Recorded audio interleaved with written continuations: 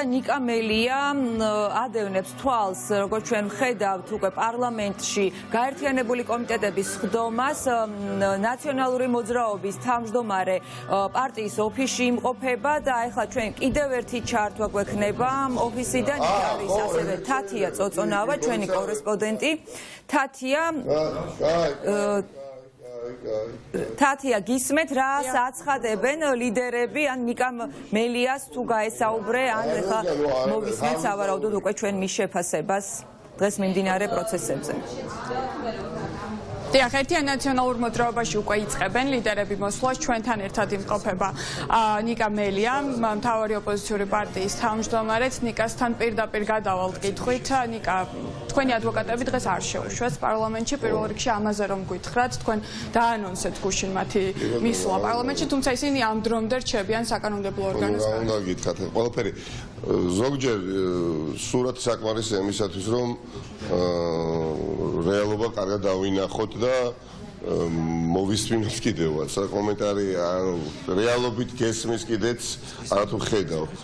ის რომ ხა ჩემი სამი ადვოკატი ითხოვს საკომიტეტოს ხდომაზე დასწრების უფლების მოპოვებას იმ ხდომაზე, სადაც პროკურატურაა წარმოდგენილი და ამ ხდომაზე უბრალოდ უნდა მოხდეს ჩემთვის იმუნიტეტის შეჩერება, რათა მე დამაპატიმრონ, ხო?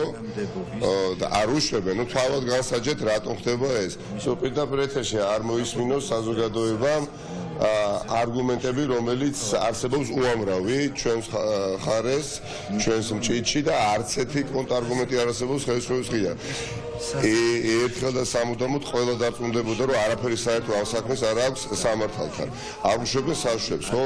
მე რამდენადაც ვიცი, იქ ოპოზიციური პარტიის წარმომადგენლები არიან, ხო, შესრულები ვართო ოპოზიცია, ხო, იგივე ალეკო ელისაშვილი, ლევან იოსელიანი, არ ვიცი, დაუშვან საშუალები და თვითონაც შევიდნენ კომიტეტის ხდომაზე და მოვისმინონ, არ აინტერესებთ.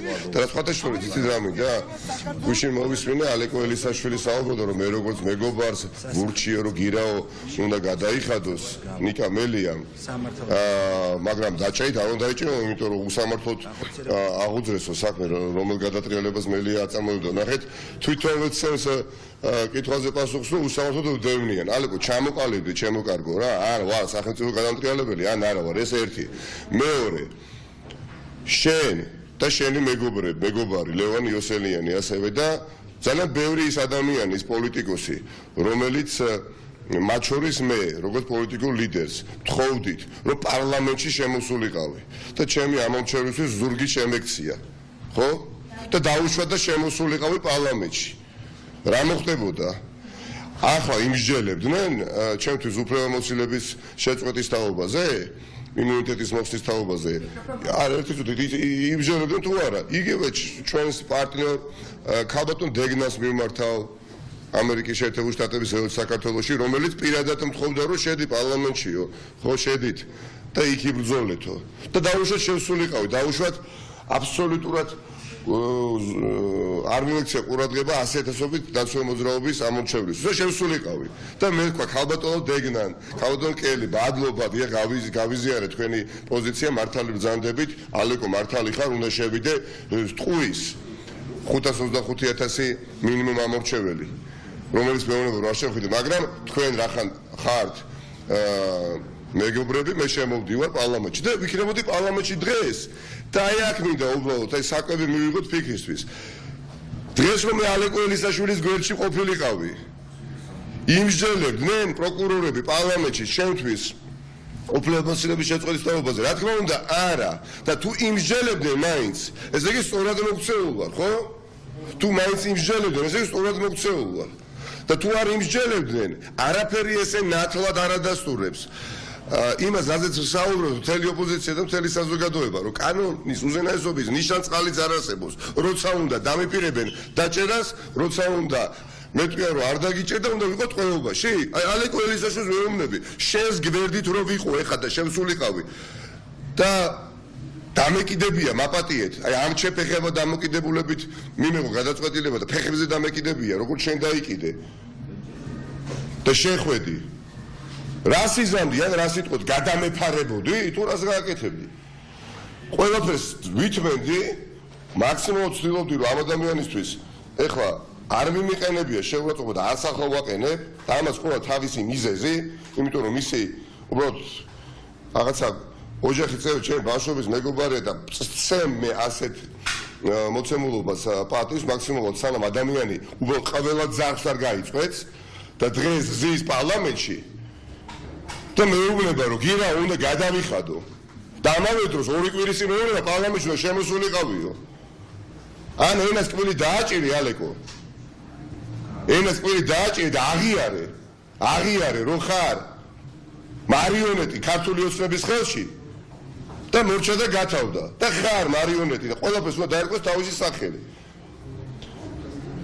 გავრილობის გასამართლებელი მე არა ვარ ვერასოდეს ვერავინ მე ამ ქვეყანაში გავრილობის სახელით ვერ გამასამართლებს მე როგორც ერთ-ერთი პროტესტანტი 20 ივნისის აქციისა ვერ გამასამართლებთ ვერც მურუსიძე ვერც ივანიშვილი ვერც კობახიძე ვერც ვერავინ გამორიცხული არის მე ჩემი ფეხი ციხეში არ შევალ და ღირსების ხარჯზე ხო ეხლა მე რომელიმე ჩემთვის ძალიან საპატივცემულო სტრატეგიული პარტნიორიც რომ იყოს ან კოლეგა პოლიტიკოსი ხო არ გავაკეთებ იმას რაც არ უნდა გავაკეთო ეს არის 2 x 2 4 ხახტო თუ მე ვარ იმიტომ დამნაშავე რომ არ ვიცი რამდენი 1000 ადამიანი იდგა 20 ივნის ხო რუსთაველის განძზე ერთ-ერთი მე ვიყავი თბილისშიც კი არ ვიყავი ჩამოვედი თბილისში და დავინე არც კი ვიცოდი ვინ იყო გავრილოვი საერთოდ ხო მან 2 დღით ადრე გავიგე ოდესაც წინა დღით სალომე პრეზიდენტის ადმინისტრაციაში მეიყვანეს. თუმცა დღეს გაბრალებენ თანამშრომლობას მასთან. ხო. კომენტარის ღირსი არ არის ამ კომენტარის ავტორი, ვინც ეს გააკეთა. ამიტომ მე რამდენჯერ ჩემო კარგებო უნდა დავწუნდეთ რომ თქვენ არ ხართ სუვერენული ხელისუფლება. თქვენ არ ხართ სუვერენული ხელისუფლება. და გავრილოვი მანამ შეგიქმნით პრობლემებს. სანამ როგორც მინიმუმ 20 ივნისის სისხლის სამართლის საქმეს პოლიტიკური დღის წესრიგიდან არ გაიტანთ. იმიტომ რომ გავრილოვის გამო თქვენ სისხლი დაღვარეთ. გავრილოვის გამო თქვენ რეზინის ტყვიები დათვებზე სანადირო ტყვიები ახალგაზრდებს ესროლეთ და თვალები ამოთხარეთ და ხორცები ამოგლიჯეთ და ჟურნალისტებს ფიზიკურად გაუსწორდით და დევნეთ სხვადასხვა თბილისის უბნებში ახალგაზრდები ისევე როგორც არ ვიცი მე 9 აპრილსაც დევნიდნენ ხო ზუსტად ეს უბრალოდ ნიჩბები აი ეს ორლესული ნიჩბები არ გამოგიყენებიათ და ვინმეს თუ გაქვთ ეხა იქ ქართულ ოცნებაში იმისი ოდენავი იმედი რომ მე დამიჭერთ ან მურუსიძე ან იქ თქვენ ვინც კი ხართ წამოდგენილი ძალიან ცდებით იმიტომ რომ თქვენ ხართ მსახურებაში ერთი ძალიან მდიდარი ადამიანის ბიძინა ივანიშვილის და მე ვჯერა რაც არ უნდა მოგწონდეთ ან არ მოგწონდეთ რომ ვარ ხალხის სამსახურში ნამდვილად ასე ვარ და მომავალი რისთვის არსებობს მადლობა ღმერთს ვერ გავიქცევით როგორც წარსულს ვერ დამევალები ვერც ჩემსაც და ვერც ვერავინ როგორც აწყოსაც ვერ გავიქცევით მომავალიც ხომ მოვა და ყველაფერს თავის სახეს დააქვევს ალეკო ელისაშვილსაც მიუჩენს თავის ადგილს რომელიც უსინდისო და მეუბნება ეხლა თუნდაც გირაო მაქვს გადასახდები კობახიძესაც რომელიც დამალული ყავთ და აბა დააკვირდით კობახიძეს კომენტარსაც კი არ აკეთებიებენ იმიტომ რომ 20 ივნისის სისხლის ღრუს სიმბოლოა და გადამალეს და ეს მაიმუნები ეხა მეუბნებიან მე რომ გავრილოვი თურმე არის ოპოზიციისა და ნაციონალური მოძრაობის მოკავშირე რაც გინდათ ისქენით თავში ქვა გიხლიათ გეუბნებით ერთხელ და სამუდამოდ კარგად დაიმახსოვრეთ ვერ დამიჭერთ მეთქი ვერ დამიჭერთ მოგიწევთ ახლა თქვენ იქ ლაჩრულად ხელის კანკალეთ თიც მიაჭერთ ღილაკს მაგრამ დაწუნებულები იყავით რომ მოგიწევთ ტელეფონის აღება და მურუსიძესთვის დარეკვა რომ გეხვეწები გადაგვარჩინე და ეს გააკეთე ის რაც ახლა საჭიროა აი ამას გააკეთებ მინიმუმ და მე გამოვალ ხვალიქება თუ დღის ბოლოს და გეტყვით ხო გეუბნებოდით რომ არც გირავს გადაგიხდით და ვერც დამიჭერთ ხო და თავდახრილები ივლით და მართლა ბოდიში გექნებათ მოსახდელი ოღონდ ჩემთვის არა ჩვენი ქვეყნისთვის ნამდვილად გექნებათ ბოდიში მოსახდელი. დიდი მადლობა, ეს მინდოდა ამ ეტაპზე მეთქვა. თქვენ უსმენდით ერთიანი ნაციონალური მოძრაობის თავმჯდომარეს ნიკა მელიას ვერ დამიჭერთ, ეს არის მისი ურყევი პოზიცია. თქვენ კი პარალელურად გადშეადევნებთ თვალს საპროცედურო და